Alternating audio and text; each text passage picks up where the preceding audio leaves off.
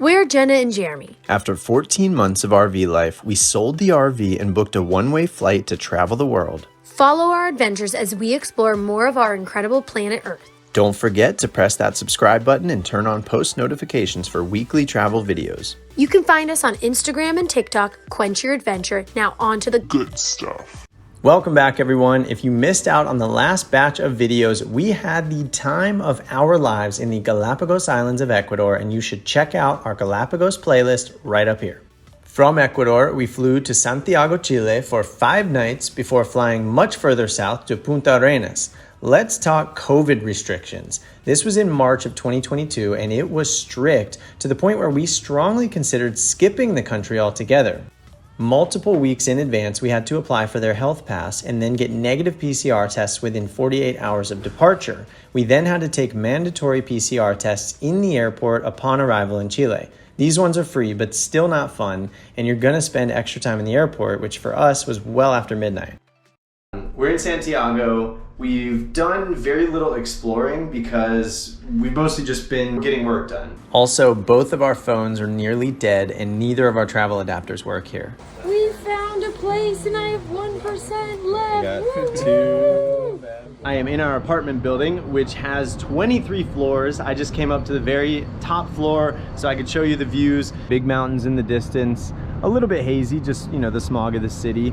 But it is really pretty here. It's very nice, a little more expensive than we anticipated, but we're staying in this nice apartment that's really affordable. Maybe we'll do a room tour, I'm not sure. It's nothing too special, but good for the price. Here's a look at some of those big buildings over here along our rooftop. And all right, let's go run.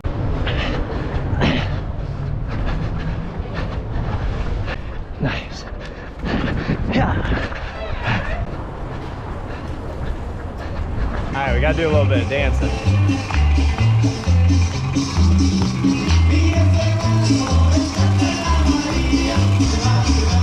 Let's go.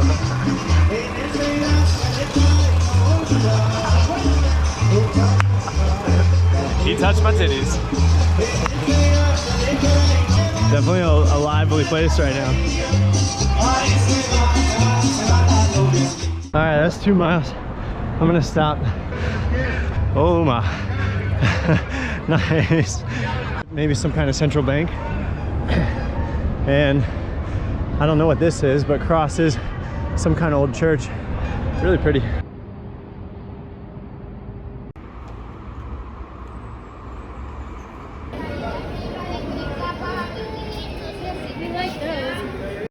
you like it? It's very good. It almost tastes like ice cream. And like a fruity ice cream. like $1.25. Yeah, buddy. And it's fairly healthy.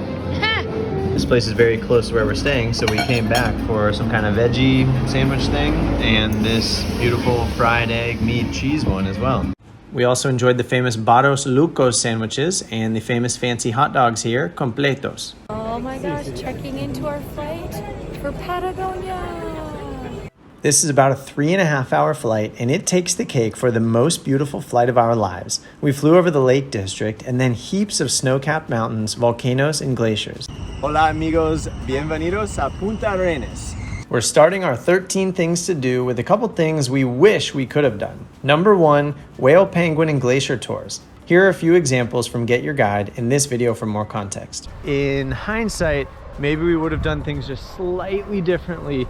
Magdalena Island has a big colony of penguins, but I do believe they migrate and leave as well. But even if they didn't, they stopped doing tours on April 1st. Watching this and you are planning a trip here, I do think, visiting in maybe March could be good, kind of that end of that shoulder season, but depending on what you want to do a little more research than I did.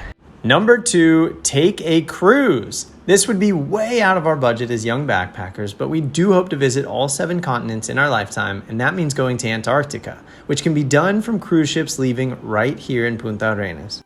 Number 3, visit the Costanera or Waterfront. Gosh, now I wish I had my zoom lens. There are a ton of cormorants, right? It's common to observe seabirds on the waterfront, especially perched on old piers. Cormorants nest in these structures from October, and there are a ton of them. I don't understand how they can even touch water right now. Like, I'm really cold and they're like swimming in and out of it. It's just crazy to me. They're really pretty big. Look at that one go. Whoa. Number 4, Monumento al Ovejero, or Sheepdog Monument. Learned that Ovejero, I think, means shepherd, and here's a beautiful statue of the shepherd and the sheep, and the sheepdog as well, and his horse, Caballo. Fabian, the host at our hostel, is touring me around. These beautiful street dogs, so many beautiful dogs around here. Hey buddy. Oh my gosh, so many dogs right now. And they just like got in a little scuffle.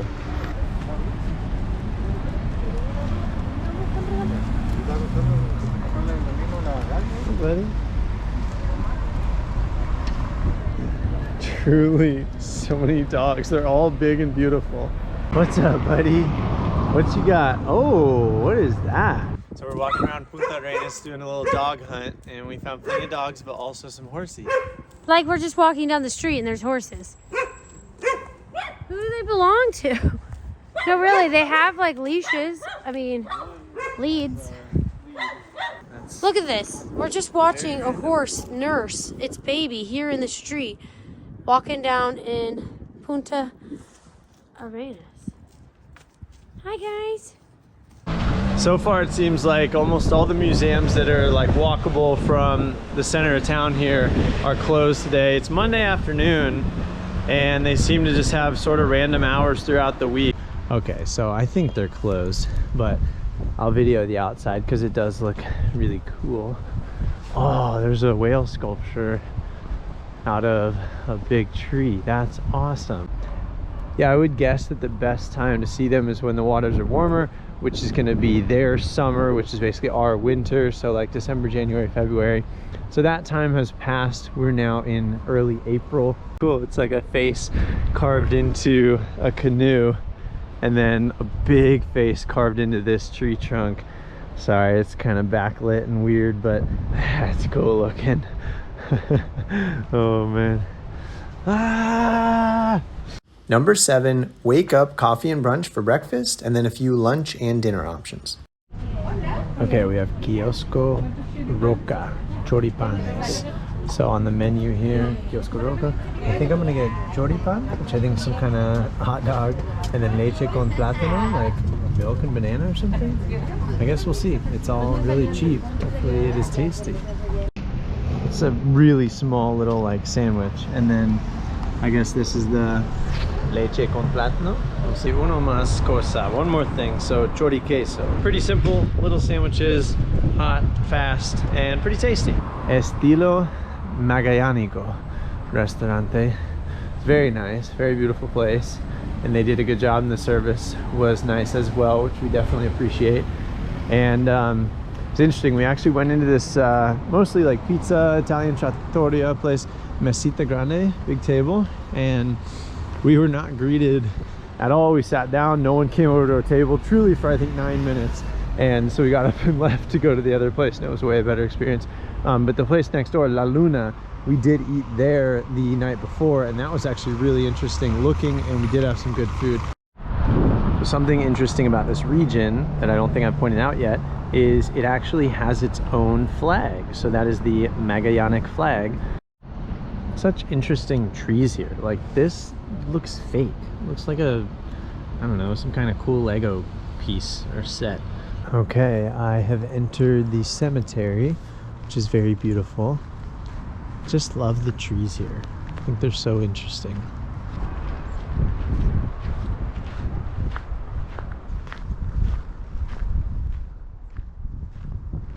Familia de José Menéndez. Wow, so beautiful and elaborate.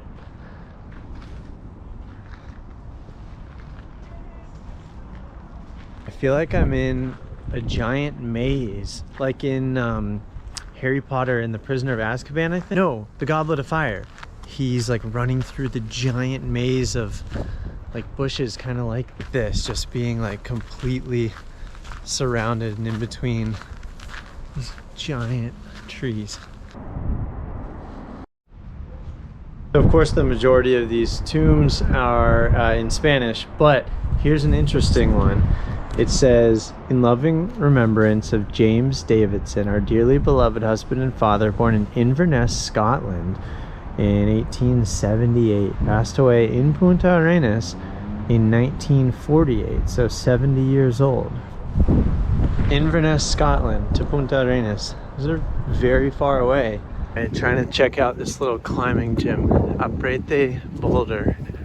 Let's see, I think they're supposed to be open now.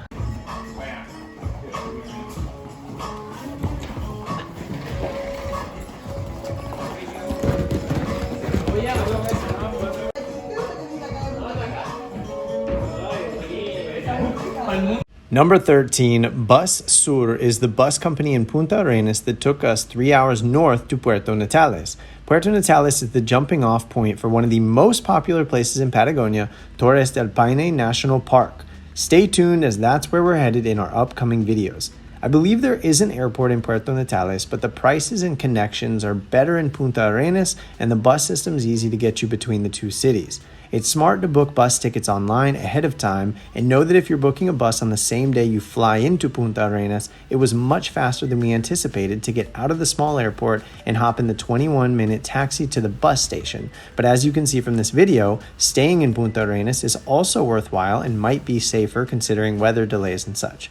So that's it for this one. Thank you so much for watching. Please like the video, leave a comment, and subscribe to the channel for more weekly travel videos. See ya!